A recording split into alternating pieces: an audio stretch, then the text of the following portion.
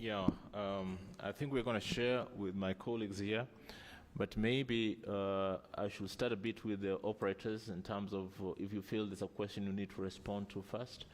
I don't know whether Mugo, PD, and Nicholas. Thank you, DG, and good morning. My name is Nicholas Mulila. I'm the Chief of Risk Management and Security at Safaricom. Happy to be here. I just want to take two questions, the one around photos and the other one on whether this exercise is free. So in terms of photos, at Safaricom we've been taking photos, and the reason has been basically to enhance the security of the resources and data of our customers. What we've seen in the past is that there's been quite a number of instances of impersonation and basically M-Pesa fraud driven by stolen identity, and we thought it's a good way to continue to make our customers safe and secure and their data private, and that is what informed that. And of course it's part of some of those controls that we want to continue to implement to just ensure that your resources are safe, your identity is safe, and at all times whenever you interact with any of our services, then you are safe. So it was a good innovation from our end, and it's something that probably we thought would make our customers much more safer than they are today. The second element is on the exercise itself. I want to say it is free in capital letters, and we do have over 200,000 M-Pesa agents where you can actually, verify the registration. Secondly, we also have about 500, specific areas that you can go to. We are even, going to churches and institutions just to make sure that we do this verification, and therefore it is free. We do know that there are customers who have been called by fraudsters and told that, look, we are doing this exercise if and they're looking for facilitation, and I just want to advise customers to just say no. Let's use the official channels, which is basically our online channels, which is over 200,000 M-Pesa agents that we have out there, and then the other 500 specific areas where we can do verification. Thank you very much. Thank you, Nick. Any other person? Mugo?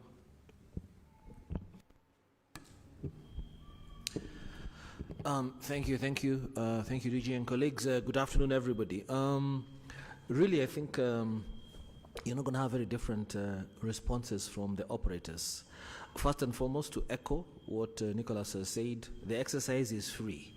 Nobody should be charging any particular subscriber for undertaking this validation exercise.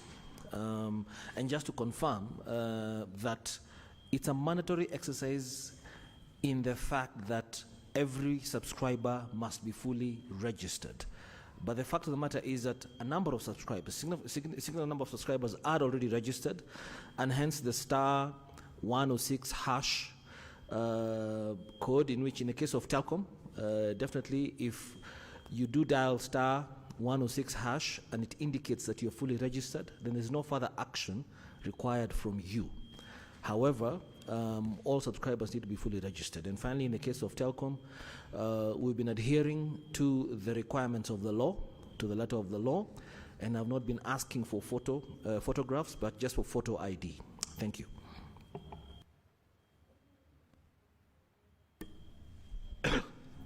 Hi, good afternoon.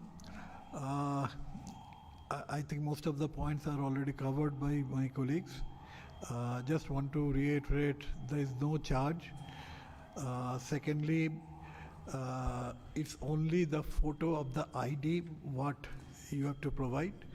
Third, if star 106 hash, if you go to Airtel star 106 hash, you will get some different options, and there if you see that you are already registered, that means we don't need any further information from you. You don't have to go and present anything else. We also have almost 50,000 agents and outlets where one can go, in addition to around 1,300 of our franchisee shops. So any shop you can go and walk in and get yourself verified. we are looking at only validation of your document, that too of the ID. And so nothing but the photo of the ID is to be taken, and that too also electronically. You don't have to submit a photo. So please make sure that if someone is asking something else, please report to us and refuse to give. If someone says the money, some charges are to be given, all those things are not to be entertain. Please let us know. Also for us, when you verify, you also get certain offer free of charge, so that we will encourage. You can tell your friends and family members that if you require, legally everyone has to go and actually verify or validate, but also they can get some small benefits in terms of the voice and data. So that is in acknowledgement that you took that effort to come and actually validate your details. So just to say thank you to all of you, that's all. So this is what from my side, but otherwise as an industry, I think we are almost doing a similar thing and similar way. Thank you. Thank you very much, Nicholas, Mugo, and Pity. There was a question around the level of compliance so far. Is there anything you guys are observing that you can be able to report in terms of compliance so far?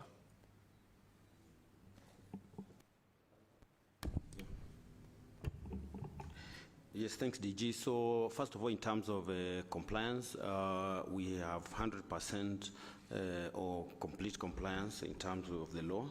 But in terms of just picking up the identification documents that we've been collecting, we have validated over 65% now and looking at being at 100% by 15th. Thank you.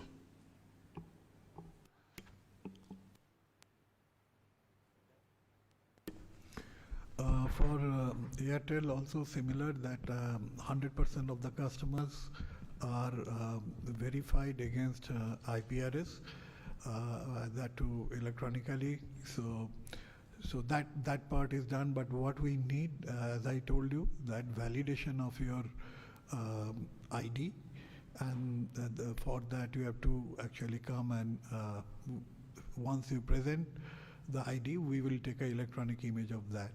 So currently today we are around 52%. 52% fully complied. When I say fully comply, means including that IPRS verification is also there, and the copy of the a photo of the ID is also there. So we are obviously we are working 24/7 to make sure that we reach 100%, but it's a long way to go, so we need all the support from all of you. So this will be actually a good channel to pass on that message to everyone, that 15th, please go, and maybe you have to take that extra effort, but it makes sense to go and validate your details. So that's the request, because it is at the end of the day it will help everyone. Thank you. Thank you. Let me just say that, like my colleagues have said, we have had 100% compliance, especially on IPRS.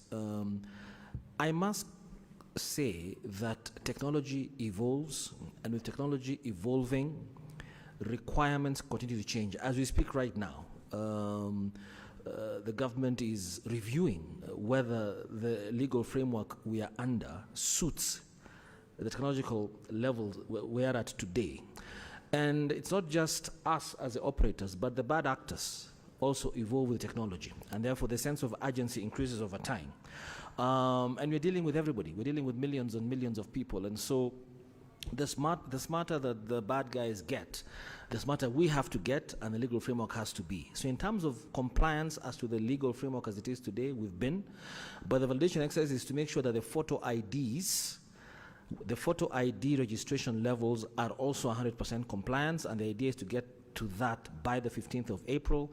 Our numbers are not that much different from our colleagues here in terms of compliance levels, but our target is to be at 100% by the mid of this month. Thank you very much. Thank you. And maybe to just pick up from where the representatives of MNOs have said, you've heard all of them saying they're 100% compliant. I